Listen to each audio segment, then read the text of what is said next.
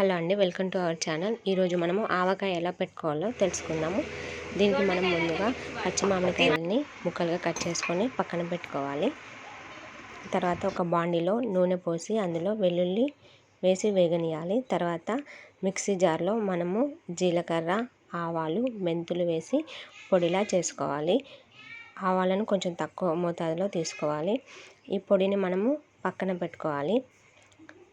తర్వాత వేరొక గిన్నెలో వేరే మిక్సీ జార్లో మనము వెల్లిపాయలని వేసి కచ్చాపచ్చిగా గ్రైండ్ చేసుకోవాలి.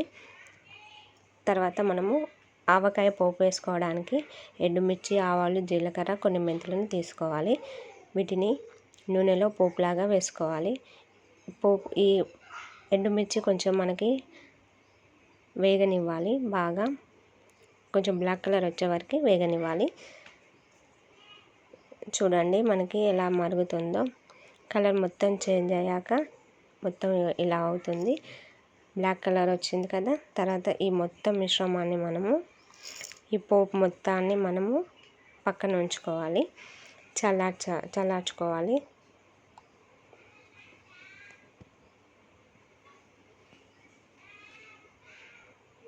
తర్వాత దింపేసి పక్కన పెట్టుకొని మనము ఈ మామిడికాయలకు కొంచెం కిలో మామిడికాయలకు మనము 1/2 కిలో ఉప్పు, 1/2 కిలో కారము, మిక్సీ చేసి పెట్టుకున్న ఆ పౌడర్ మొత్తాన్ని కలుపుకోవాలి. కలిపి తర్వాత ఈ ఆయిల్ మొత్తాన్ని అందులోకి వేసి మంచిగా కలుపుకోవాలి. అంతే అండి, ఆవకాయ రెడీ. మనము చాలా కష్టం అనుకుంటాం కానీ చాలా చాలా ఈజీ.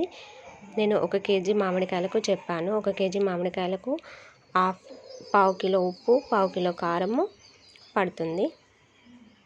2 కిలో మ్యాంగోస్కి అయితే ఒక ప్యాకెట్ ఆయిల్. సో ఇదంతా మనం మంచిగా కలుపుకొని ఆ పోపు అంతా అందులో వేసుకొని కలుపుకోవాలి. అంతే, మనకు మ్యాంగో పికిల్ రెడీ అవుతుంది. ఇది సంవత్సరం వరకు నిల్వ ఉంటుంది.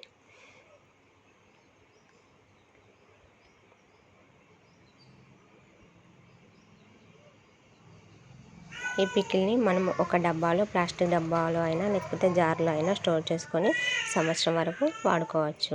Okay, thanks for watching. Subscribe our channel. Red కలర్లో ఎంత బాగుందో. Thank you so much.